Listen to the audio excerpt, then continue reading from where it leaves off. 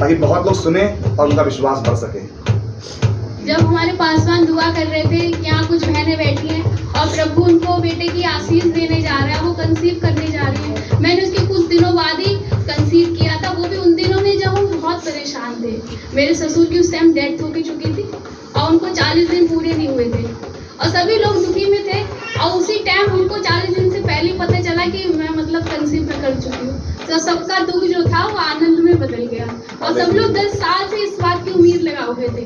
मेरी बेटी 10 साल की हो चुकी थी, तो प्रभु ने उस समय दिया जब बिल्कुल सब निराश थे, बिल्कुल सबने आस छोड़ दी थी। बस मुझे विश्वास था कि वो मुझे देगा। हालेलुया, ताली बजाएं हालेलुया।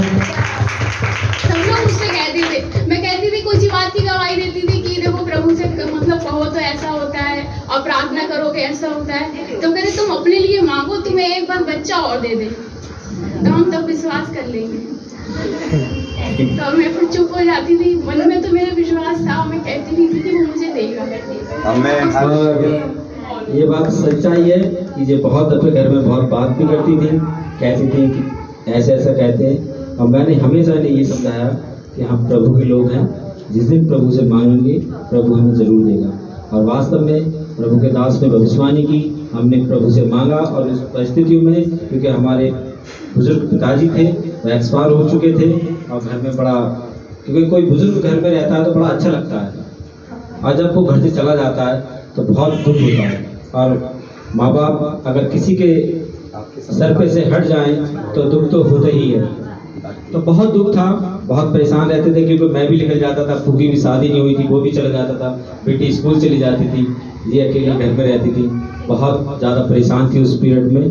तो प्रभु के दास ने भविष्यवाणी की थी, इन्होंने विश्वास किया था प्रभु के दास की बातों पे और हमने भी प्रभु से बहुत प्रार्थना की, बहुत लोगों ने प्रार्थना की और उन प्रार्थना का नतीजा कि प्रभु ने हमें बेटे की आशीष दी। और हमने जन्म से पहले ही, वास्तव में हमने जन्म से पहले ही उसे प्रभु को सौंप दिया था।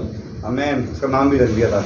उसका नाम इन्होंने बाइबल में सोच रखा था कि बेटा होगा और हम उसका नाम ये अंद्रयास रखेंगे, और पहले से ही उन्होंने इस बात की सोच के रखा था। और हमें विश्वास कहीं पे भी कंफ्यूज नहीं थे। मेरे मन में शंका आई थी, मैं इस बात को कबूलूंगा। जब हम डॉक्टर को दिखाने गए, डॉक्टर ने अल्ट्रासाउंड लिखा, तो मेरा एक दोस्त है अल्ट्रासाउंड सेंटर पे ही है, मेरे मन में आई कि मैं उससे कहूँ कि बताना मुझे कि क्या है, लेकिन फिर आत्मा ने मुझे डांटा कि नहीं, तू कुछ पता नहीं कर, विश्वास कर बस। वो आगे पीछे देखो, वो है। मैंने फिर उससे कहा जरूर कि ऐसा करना, फिर मैंने उससे मना करा कि कुछ मत बता। थी, मैंने कई लोगों से पता भी किया, फिर सब किसी ने कहा कि अंग्रेजी दवा खाओगी तो वो और फैल जाएंगे। तो मैंने होम्योपैथिक डॉक्टर को दिखाया, मुश्किल से 1 महीने दवा खाई।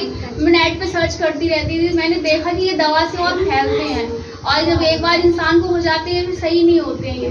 तो मैं बहुत ही दुखी हो गई, रातों में उठ के रोती थी। फिर मैंने दवा भी छोड़ दी, फिर खाई नहीं 1 महीने के बाद, और सिर्फ मैं दुआ पे रही। जब मेरी रात में आँख खुलती थी और मैं दुआ करने बैठ जाती थी कि परमेश्वर तुम मुझे बीमारी से निजात दिला। और मेरे जो वो नन्ना सही था वो भी अब बिल्कुल गायब हो रहा है। 3 साल हो गया, उसके अलावा कोई भी नहीं हुआ है। हालेलुया, ताली बजाएंगे। तो दाग को लेके इनके पैर पे है, अभी भी शायद छोटा सा निशान है, गायब सा हो गया बिल्कुल। लेकिन जब बहुत रोती थी कि कहीं मेरी पूरी बॉडी पे ना हो जाए, तो मैं इनसे यही समझाता था। लेडीजों को या लोगों को देखती थी ज्यादातर, उन्हीं दिनों मेरे नजर में आते थे, तो मुझे लगता था अरे कितना अजीब सा लग रहा है देख के, तब मुझे बहुत बुरा लगता था। बहुत रोती थी और रात में 1 बजे या 2 बजे जब भी आँख खुलती थी, जब प्रार्थना करती थी, अब मैंने बहुत समझाता था कि तुम मत चिंता करो, तुम प्रभु की बेटी हो, सिर्फ प्रार्थना करो, कुछ भी नहीं होगा।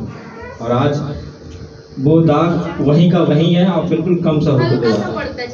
प्रभु महान है और दया करने वाला है, हमारी प्रार्थना को सुनने वाला प्रभु है और हमारे दुखों को